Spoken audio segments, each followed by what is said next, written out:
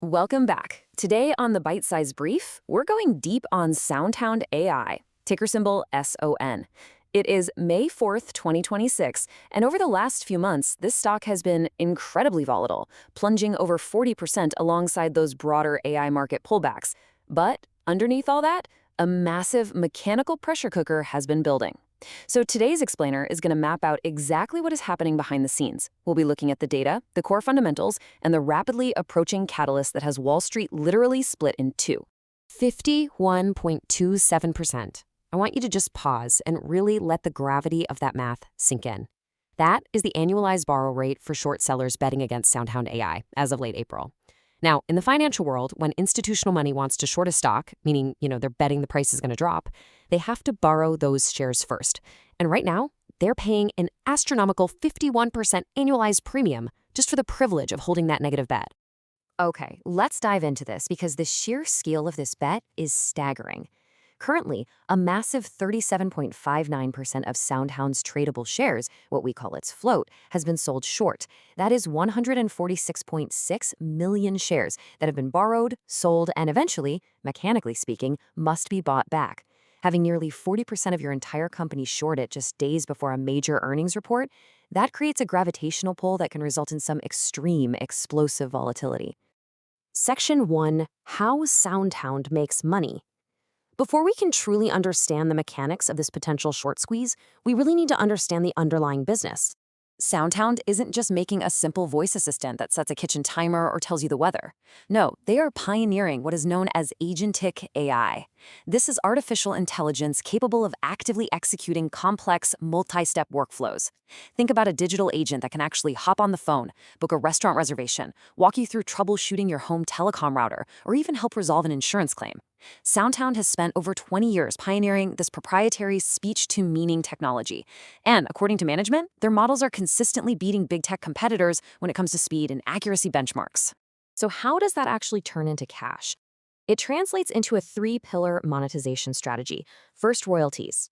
They collect a fee based on the sheer volume of usage when their voice tech is embedded into products like cars or smart TVs. Second, SaaS subscriptions.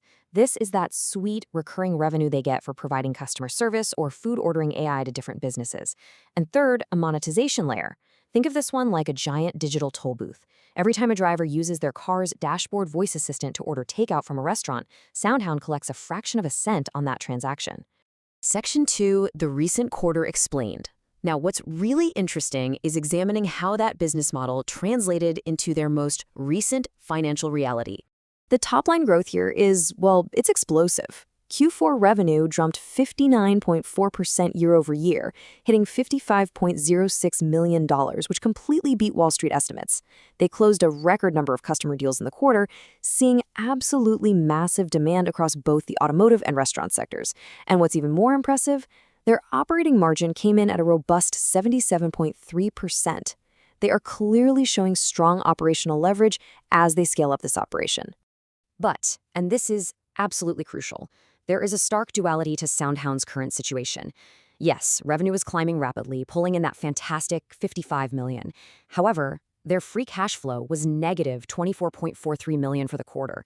Basically, the company is still burning through a very significant amount of cash just to fund its growth and day-to-day operations. This duality, hypergrowth on one side versus heavy cash burn on the other, is exactly what sets the stage for the market's polarized debate.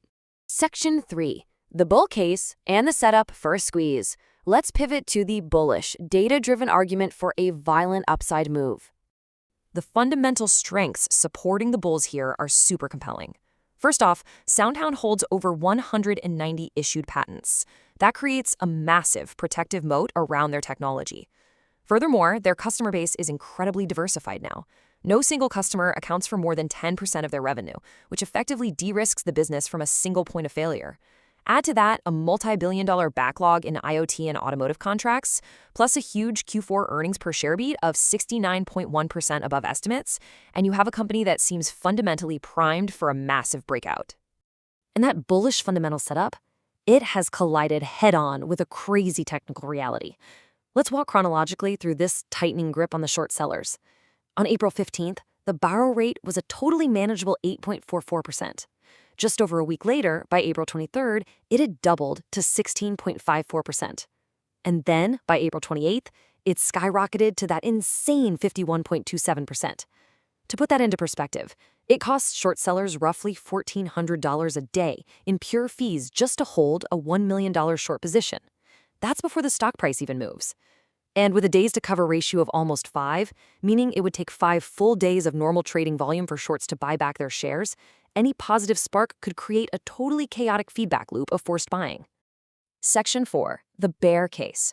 Specifically, acquisition risks. To be completely objective here, we have to look at the other side of the trade.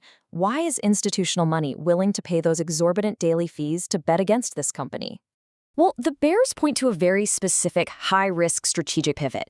Instead of just focusing on organic growth, SoundHound's management has kicked off a roll-up strategy, where they're actively acquiring other companies, like their recent deal for LivePerson.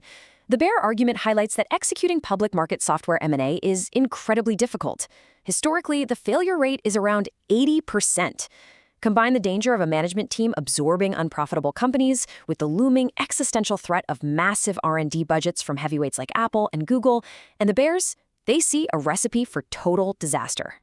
So the crucial point is this. The shorts aren't necessarily ignoring SoundHound's impressive top-line revenue growth. Actually, scratch that. They know the revenue is growing, but they are aggressively betting that a management team executing major M&A for the first time by absorbing toxic debt and unprofitable businesses will eventually crash the company's finances. They believe the cash burn will completely overwhelm the revenue, ultimately leading to massive shareholder dilution. Section 5. The May 7th Catalyst.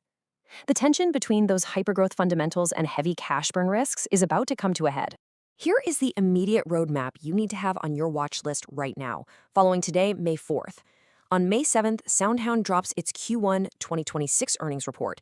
Management has previously guided for total 2026 revenue of $225 to $260 million. Investors are going to be laser-focused on any progress toward near break-even profitability this year. We also need to watch for any surprise announcements of new automotive OEM or telecom contracts, because if they beat expectations again and show a clear path to stopping that cash burn, those 146 million shares sold short are going to be trapped in a very tight, very, very expensive corner. Which leaves us with the ultimate question. Will this May 7th earnings report light the fuse on a massive, historic short squeeze, or will it validate the bears' dire warnings about cash burn and M&A risks? The powder keg is undeniably set. That wraps up today's deep dive on SoundHound AI. For a sharper, more candid discussion, join us on the full audio podcast. Drop your questions and your takes in the comments below. We read every single one. Until next time, stay focused and keep learning.